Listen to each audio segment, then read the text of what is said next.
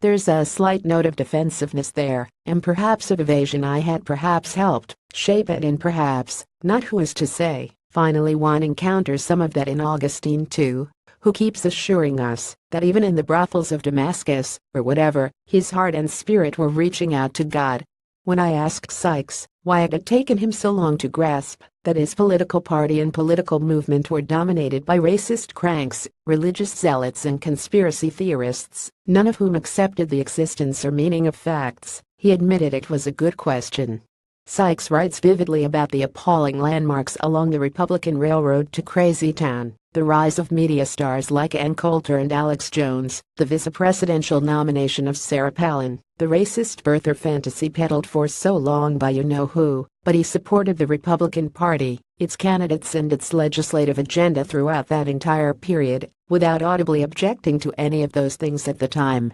As anyone in Wisconsin can tell you, Sykes was a major cheerleader for Governor Scott Walker's assault on public sector unions, which successfully exploited the anxiety and uncertainty of the Great Recession to undo generations' worth of progressive reforms in the home state of Fighting Bob La Follette, who was, by the way, a Republican. Charlie Sykes was, in other words, an old Jewel Chamber of Commerce Republican, or, to put it more bluntly, a Koch brothers Republican, something he doesn't quite cop to in this tale of conservative epiphany and apostasy written for liberals. He was aware of the racists and anti-Semites and assorted nutjobs found on the fringes of conservative politics, he told me, but assumed they were like the obnoxious drunk at the end of the bar, who is isolated and generally harmless, and liable to get kicked out when he goes too far. Sykes went along to get along in the interest of winning elections and gaining power, exactly as nearly every elected Republican not named John McCain has done under Trump.